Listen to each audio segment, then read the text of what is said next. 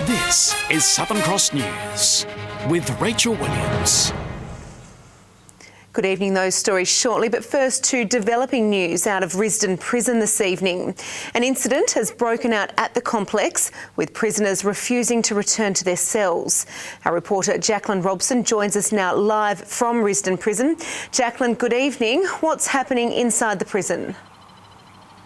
Well, Rachel, this afternoon, several inmates here at the medium security section at Risdon defied orders and failed to return to their cells. In a statement from the director of the Tasmanian Prison Service, it was understood that the situation is being managed peacefully. Prisoner advocates have recently raised concerns around the number of lockdowns here at Risdon, whereby inmates are only allowed out of their cell for 1 hour per day. Authorities say there was no violence with today's incident, and there appears to be no indication of threats to staff or inmates. Now, Rachel, it appears some of the inmates involved in today's situation have since returned to their cells. OK, thank you for that report there, Jacqueline. Jacqueline Robson reporting live there from Risdon Prison. An early morning fire has ripped through a Humanville business, causing hundreds of thousands of dollars of damage. One man escaped the blaze, mostly unharmed, but his family's livelihood is in ruins. This is the scene witnessed by neighbours at 3 o'clock this morning. Flames leaping into the air as they consume the night owl takeaway. Oh, they were huge. They were just massive. They were... It was aggressive fire. The business operator called emergency crews when he noticed the fire and escaped with minor smoke inhalation. Later this morning, with the blaze extinguished, fire crews launched a drone to assess the scale of the damage. That just helps us look at certain damage to roofing iron and the upper part of the structure that we wouldn't normally get from ground level. Investigators confirming the cause is accidental, most likely sparked by an electrical fault. But one concern when battling the blaze was cooking oils and their potential to fuel the fire. Obviously, you've got the big fuel load of the cooking oils and other things like that, a lot of stock in there, but the guys made sure the area was safe before they entered. Residents here say the destruction of this shop is a big loss for the community, and they hope the business can be rebuilt and reopened. I know this particular business is a bit of an icon in the Humanville area, so I'm sure it's going to cause some distress within the Humanville community. Going to miss my coffee, my flakes, but I hope these guys can get back on ground and get their shop back up and running, because they do good food, but I feel terrible for what happened to these guys. But the damage is extensive, with the bill from the fire estimated at $350,000. Michael Breen, Southern Cross News. Tributes are flowing for the young Evandale woman who died after being struck by a car while walking near Longford on Monday night. Teresa Roberts has been described as having a beautiful soul, as well as being kind-hearted, talented and outgoing. Investigations are continuing into why the young woman was walking alone in the dark along Woolmers Lane. Anyone who saw her walking in the area around 9 o'clock on Monday night is asked to contact police. A man who allegedly set fire to a North Hobart mental health facility in December has appeared in Hobart's Supreme Court via video link. David Leslie Chandler's lawyers say they're still waiting on a psychiatric report to determine whether he is fit to stand trial.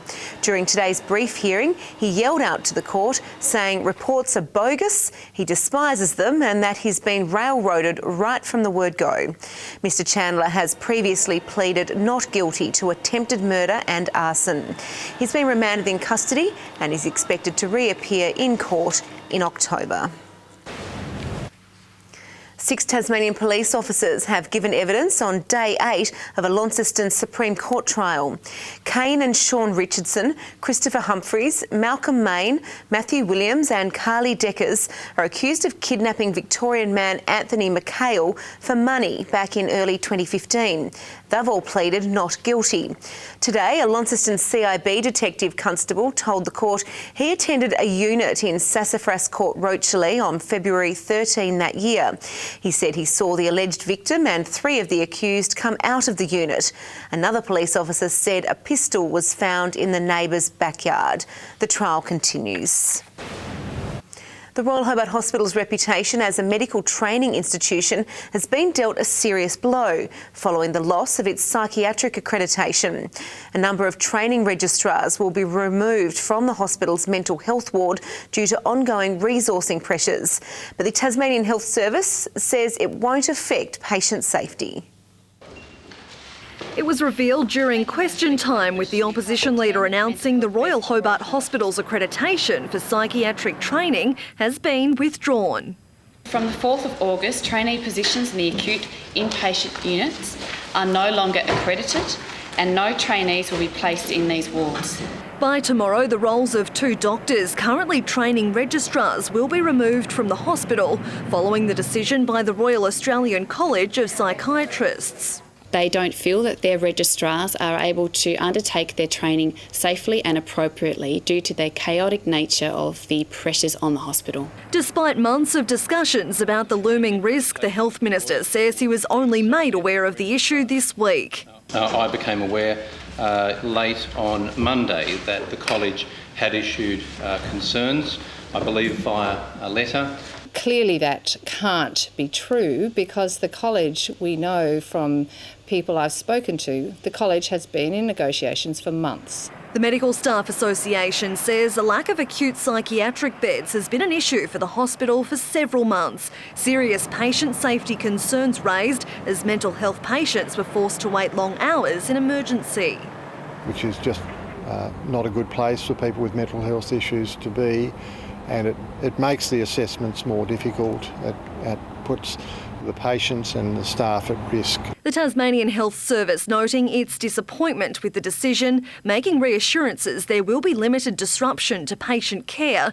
The affected registrars to continue training in other community facilities while the matter is resolved. Of course, it's a demoralising thing for a hospital to lose an accredited training position, and I know that there's been a lot of work, even in the last 24 hours, to try and look at what needs to be done to get this back. This will again have an impact on our ability as a state to attract and retain the best and the brightest to provide these services. And this is devastating for our hospital. The instruction I've provided to THS is to work with the college to fix this, and that will involve employing additional staff. A site visit is expected by the college next month. Jacqueline Robson, Southern Cross News. A minimum mandatory sentence could soon apply to people who seriously assault off-duty police officers. The state government is amending legislation that currently protects police officers on the beat, extending the protection to those who are assaulted off the job. In a small community like Tasmania, it's entirely possible that they could well be targeted in social situations for their job, and that's unacceptable. We want to extend the mandatory prison sentences provision to police officers off duty.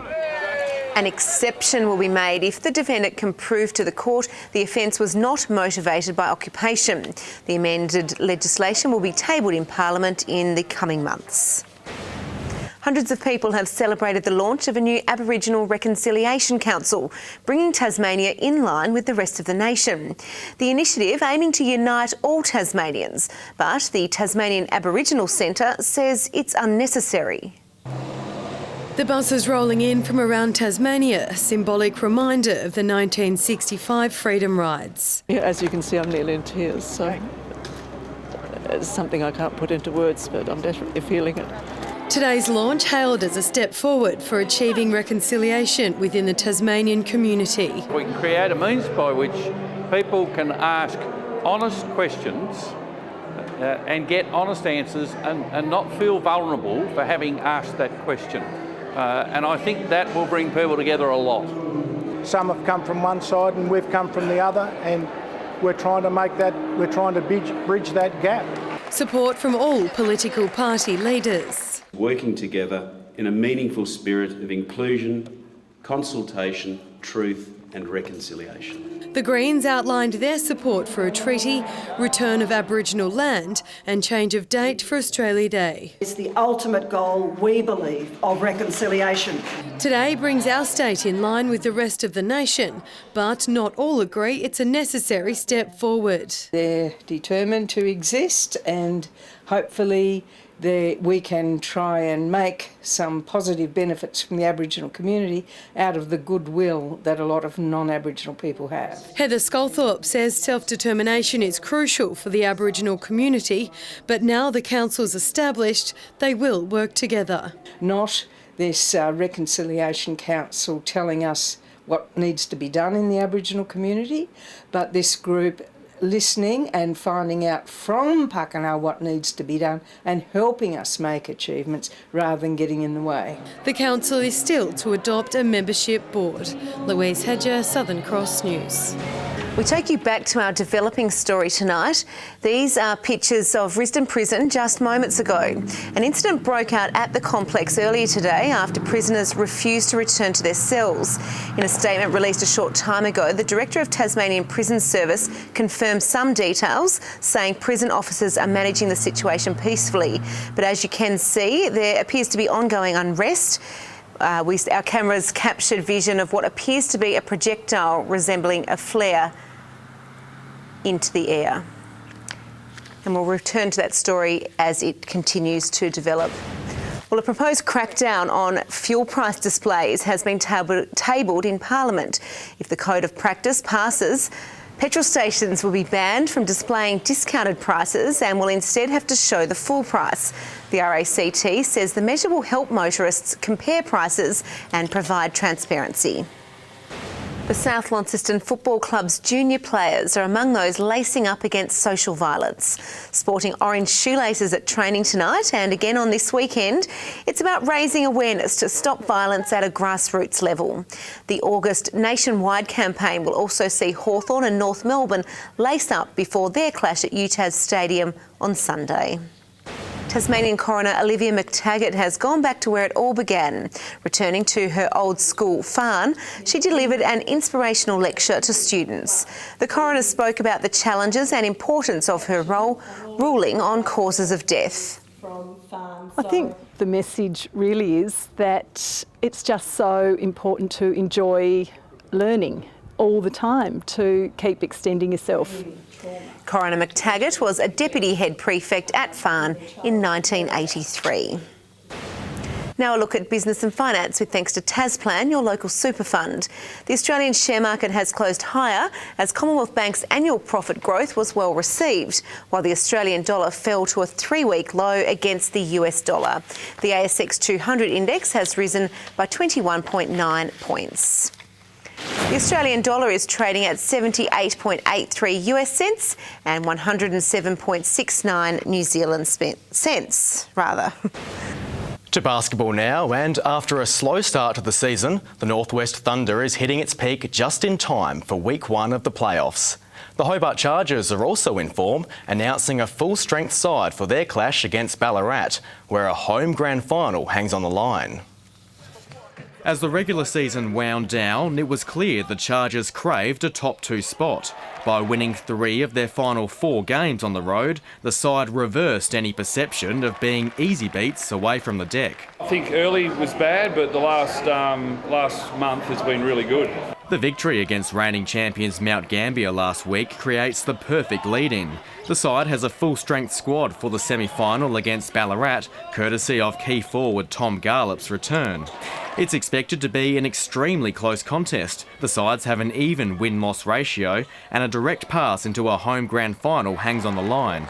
Hopefully we can reward all our fans and volunteers with a grand final at home, and that is purely the focus. And I'm absolutely certain that if we are able to get a home grand final, we'll be opening the curtains at the deck and we'll have a bigger crowd at the Doon Entertainment Centre than we've seen since the 1997 Devils matches. This will be an extraordinary event. It's do or die for the Northwest Thunder. The side snuck into 4th spot, booking an elimination final against Dandenong on their home deck. But coaches admit the Thunder's form is better on the road than at home. Good defence will be where it's won and lost. They can shoot the ball from the 3, all of their players, and we've just got to come with a mindset like we did last week and follow the process we've been doing and try and get it done. And we'll bring you a full preview of the women's intrastate semi-final here on Southern Cross News tomorrow night. And after striking para-athletics gold for the first time last month, Tassie runner Dion Kenzie is already looking to back up his performance at the next World Championships. The Northwest coaster received a hero's welcome upon his return home, but he tells us no one was more excited about his success than his mum. The fourth footy oval might be a familiar stomping ground for Dion Kenzie, but it's a long way from the thunderous crowd at London's Queen Elizabeth Olympic Park, cheering him on at the World Para-Athletics titles. Just an unreal experience. I was just so in the zone the whole race. First, the 21-year-old earned silver in the 800 metres, setting an Australian record in the process. But it was merely a warm-up for his pet event, the 1500 metres, where Kenzie broke his gold medal drought. But what a finish! What a run!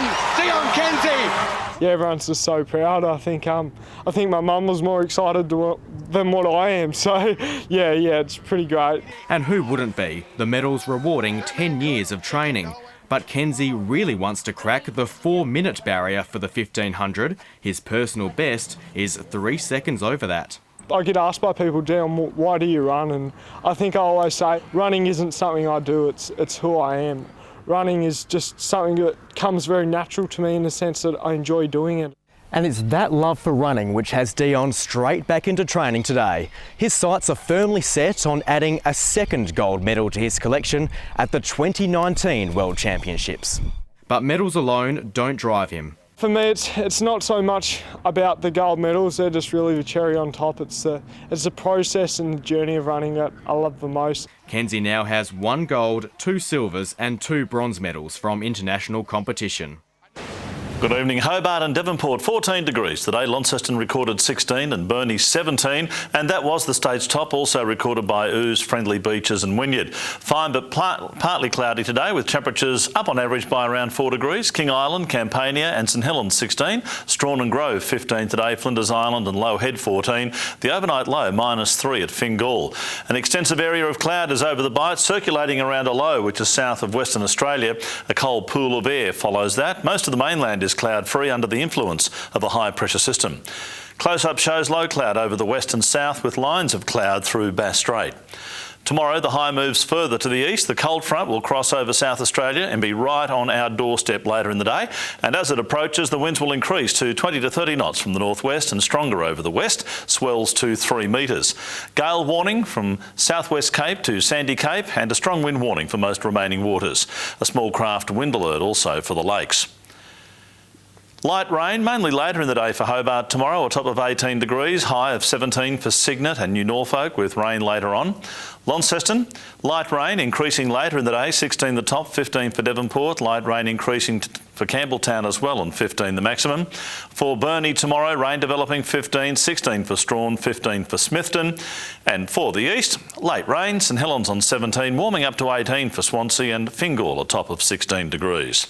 Showers statewide on Friday, falling as snow to 800 metres. Showers easing on Saturday with more snow to 700 metres, and on Sunday showers over the west and possibly developing elsewhere during the day. A morning shower for Perth tomorrow, a shower for Adelaide and Melbourne, mostly sunny in Canberra, Sydney and Brisbane with 26 tomorrow.